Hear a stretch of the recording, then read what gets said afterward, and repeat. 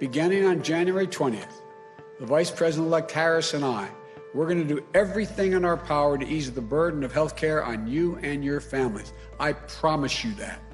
As I said, I will protect your health care like as with my own family.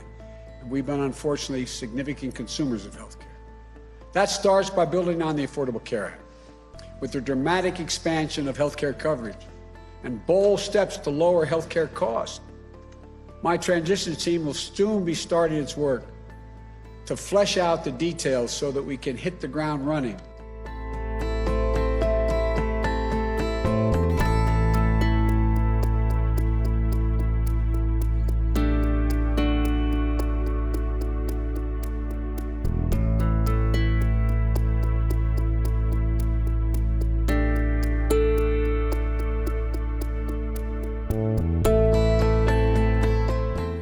Ladies and gentlemen, the President of the United States of America, Barack Obama.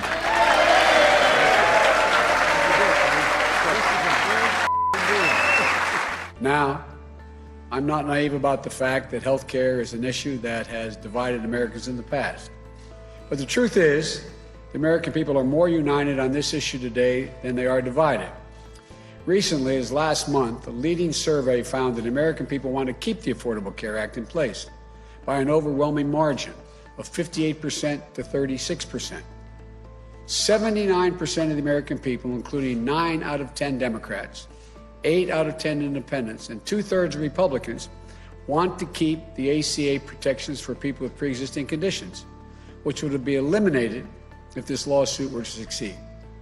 This doesn't need to be a partisan issue. It's a human issue. It affects every single American family. We can't subvert the growing consensus of the American people based on an argument put forward in the briefs seeking to invalidate the law that even many conservative legal scholars, including in the National Review, consider to be, quote, ridiculous. Let's be absolutely clear about what's at stake. The consequences of the Trump administration's argument are not academic or an abstraction. For many Americans, they are a matter of life and death in a literal sense.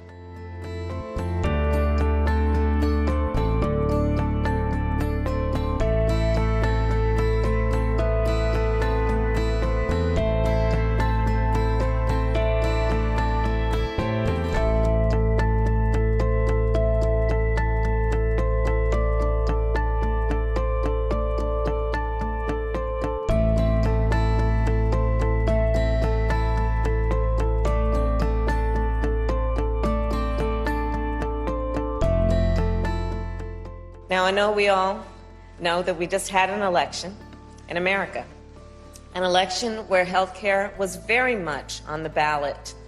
Our country had a clear choice in this election. Each and every vote for Joe Biden was a statement that health care in America should be a right and not a privilege. Each and every vote for Joe Biden was a vote to protect and expand the Affordable Care Act, not to tear it away in the midst of a global pandemic.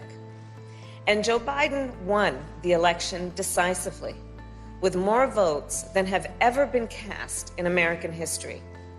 It amounts to 75 million voices and counting, calling on the Supreme Court to see this case for what it is, a blatant attempt to overturn the will of the people. And the President-elect and I cannot let that happen.